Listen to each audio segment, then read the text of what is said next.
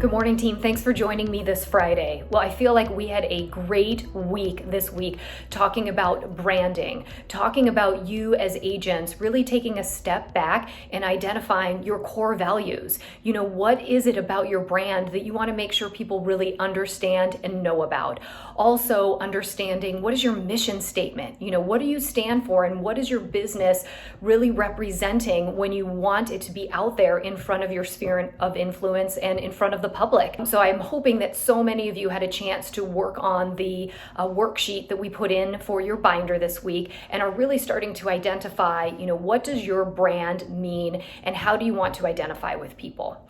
The one thing that I want to really focus on this morning is talking about the idea of being you and being great and not overthinking it. You know, if you were similar to me for so many years of my life, I was always focusing on trying to be something that I thought everybody else wanted me to be. I was always trying to be, you know, the best of the best, or, you know, in my mind, I always sort of felt like if I was just 5 pounds lighter, if I was just a little funnier, if I was just a little bit smarter, that those would all be things that would make me feel more successful.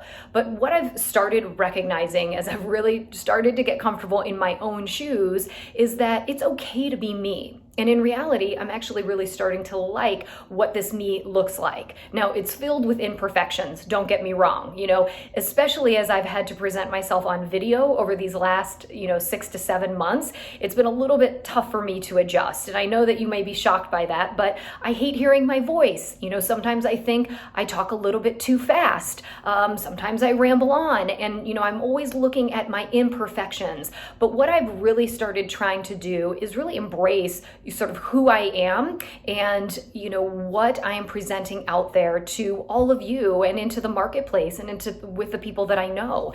And the thing that I've started realizing over these last 6 to 8 months is my imperfections, my flaws, the funky things about my personality are actually the things that seem to be the most attractive to others.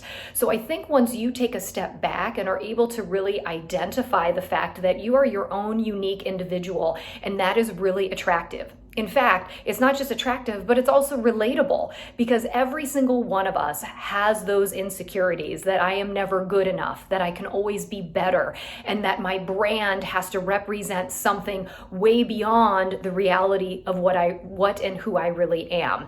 But I would say to you, it absolutely shouldn't. The more real your brand is, the more relatable you are, the more people are drawn to you. And the other thing that's so important about your brand identity and making it something that's really relatable and true to you is that you're not ever going to be all things to all people. You're never going to attract every single individual to want to work with you. But what you want to do is make sure that you are attracting individuals that are similar to you so that when you're working with these people, you're really enjoying it because they are like personalities. They understand and get your style and approach. And the more that you can present that in your brand, the more you're going to attract the right people into your business. The other thing I want to really share or, you know, make sure that you think about is I want you to be kind to yourself. I feel like, you know, we have a very strong inner critic, and I want you to think about changing that and turning it into an inner advocate. You've got to be an advocate for yourself. You have to recognize, yes, there are things that I can improve, but you also need to give yourself a break and recognize all the amazing things you have been able to accomplish in your life and in your career.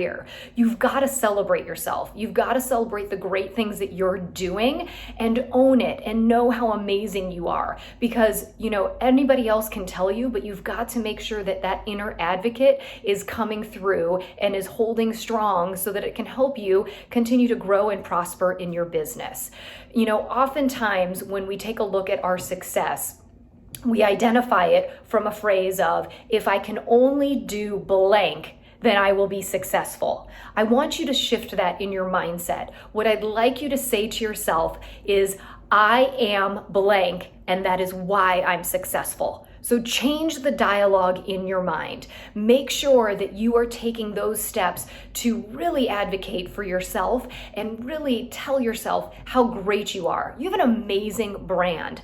You're an amazing individual. You have the opportunity to continue to grow an amazing business. The thing is, so many people can tell you that, but if you can't figure out a way to get comfortable with yourself and who you are and your style and your approach, you're always going to be feeling like you're a pretender.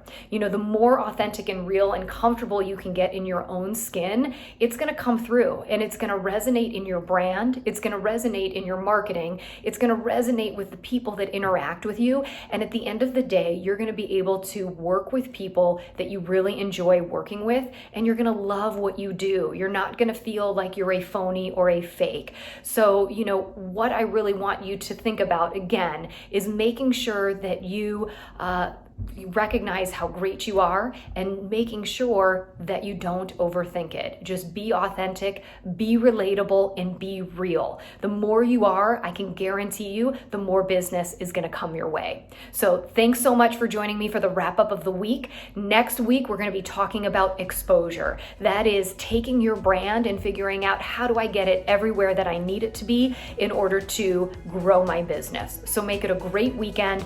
Thanks again, and we'll see you then.